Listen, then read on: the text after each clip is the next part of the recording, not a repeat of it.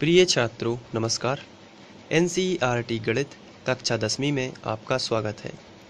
आज हम लोग प्रश्नावली 2.3 का प्रश्न क्रमांक 1 करेंगे, जिसमें दिया गया है विभाजन एल्गोरिथम प्रयोग करके निम्न में px को gx से भाग देने पर भागफल तथा शेषफल ज्ञात कीजिए। तो हमने पहला क्वेश्चन लिया हुआ है और हमें भाग विधि से इसको हल करना है। तो इसको हल करना बहुत ही सिंपल होता है। यदि आप ध्यान से देखते हैं तो आप पहली ही बार में इसको आसानी से समझ सकते हैं। तो आइए इसको हल करते हैं। सबसे पहले हम लोग लिखेंगे जो हमें दिया गया है, तो हम सबसे पहले उसी को लिखेंगे। तो इसको लिखने के बाद अब हम भाग देने की प्रोसेस शुरू करेंगे। तो इसके लिए हम भाग का चिन्ह बना लेते हैं। तो ये भाग का चिन्ह इस तरीके से आपको बनाना है। इसके बाद जो बड़ी संख्या होती है उसे भाग के चिन्ह के भीतर लिखते हैं, यानी अंदर लिखते हैं, और जो छोटी संख्या होती है उसे इस तरफ लिखते हैं। छोटी संख्या हमेशा भाजक होती है और बड़ी संख्या क्या होती है, भाज्य होती है, इस तरीके के बहुपदों में। तो आइए सबसे पहले हम px जो बड़ी संख्या है उसको अंदर लिखते हैं।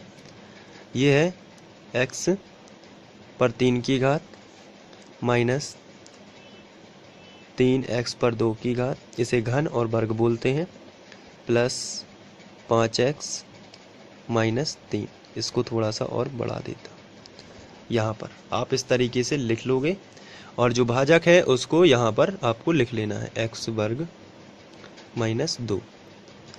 अब हमें भाग देना है। तो भाग देना बड़ा ही सिंपल है। सबसे पहले आप यहाँ पर पहले पद को और यहाँ पर पहले पद को देखोगे, या सबसे ऊंची घात या यहाँ पर भी सबसे ऊंची घात को आपको देखना है। यहाँ पर x पर 3 की घात है, लेकिन यहाँ पर x पर 2 की घात है, तो एक x की कमी पड़ती है इसको इसके जैसा बनने के लिए। तो आपको क्या करना पड़ेगा, यहाँ पर वो कमी पूरी करनी पड़ेगी और ऊपर लिखना पड़ेगा x। अब हम x का गुणा x वर्ग में करेंगे तो x घन हो जाएगा, लेकिन साथ में जो हमने कमी यहाँ पर लिखी हुई है इसका गुणा इसमें भी हो जाता है। तो x का गुणा इसमें भी होगा और x का गुणा इसमें भी होगा। फिर से समझ लीजिए, आपको पहला पद और पहला पद यहाँ ध्यान से देखना है, और दोनों में क्या कमी है उसको ऊपर लिखना है, और उस कमी का गुणा इन दोनों में करना है। चलिए गुणा करते हैं। x का गुणा x वर्ग में होगा तो x घन ही आएगा, क्योंकि 2 की घात और यहाँ पर कुछ भी घात नहीं लगी है तो 1 की मानी जाती है, और गुणा में घातें जुड़ती हैं तो 2 की घात और 1 की घात टोटल 3 की घात हो जाएगी। यहाँ पर x पर 3 की घात, यहाँ पर माइनस लगा है लेकिन यहाँ कोई भी चिन्ह नहीं है तो यहाँ पर प्लस लगा है, तो प्लस माइनस अलग अलग चिन्ह है इसलिए माइनस ही आएगा, और 2 का गुणा x में होगा तो 2x आएगा, जो कि हम वर्ग के नीचे नहीं लिख सकते, इसे हम यहाँ पर लिखेंगे माइनस 2x। x के नीचे x होनी चाहिए, 3 की घात के नीचे 3 की घात होनी चाहिए, 2 की घात के नीचे 2 की घात।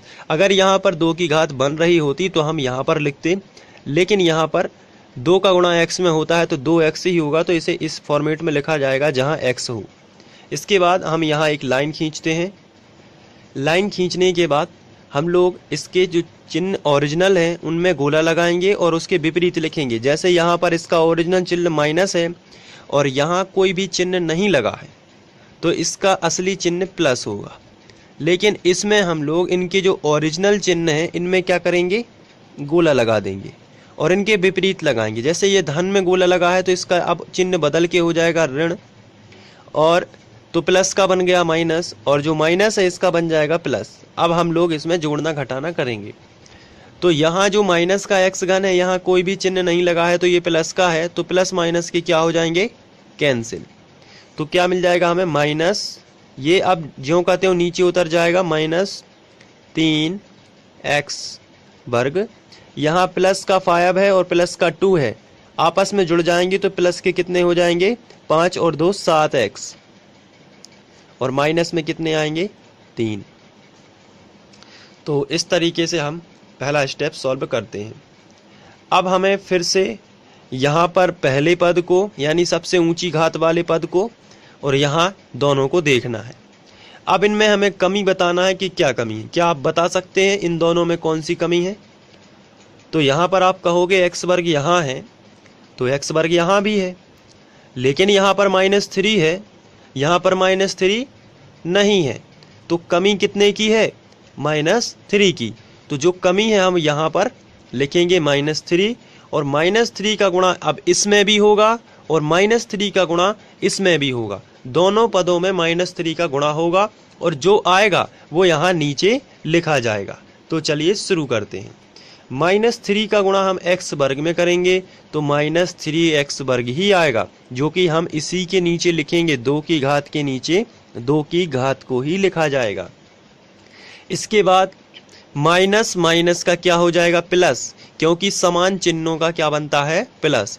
और 3 दूनी 6, एक संख्या आ रही है इसलिए +6 हम यहाँ पर लिख देंगे।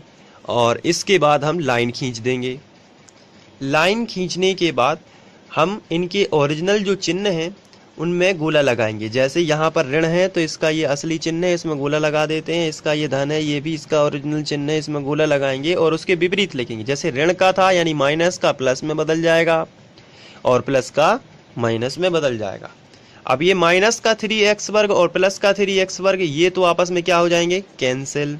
क्या बचा, +7x, तो ये नीचे उतर आएगा ज्यों का त्यों, +7x। और माइनस का 3 माइनस का 6 ये आपस में जुड़ के माइनस के ही कितने हो जाएंगे, 9।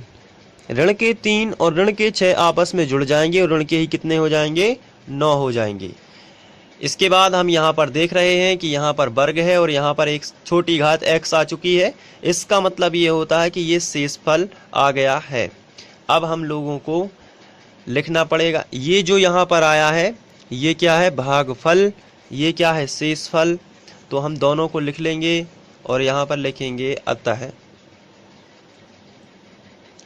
भागफल बराबर, भागफल जो आया है वो है x - 3 और शेषफल कितना आया है, 7x - 9। तो इस तरीके से आप इसको सॉल्व कर सकते हैं और ये क्वेश्चन समाप्त होता है। इसके बाद हम लोग सेकंड क्वेश्चन करेंगे नेक्स्ट वीडियो में और उसको भी भाग विधि से ही सॉल्व करना है। तो यदि ये वीडियो आपको पसंद आया है तो आप इसे लाइक करें, शेयर करें, अपने दोस्तों को बताएं और फ्री ऑनलाइन कोचिंग इसी तरह सर्च करते रहें। Thank you.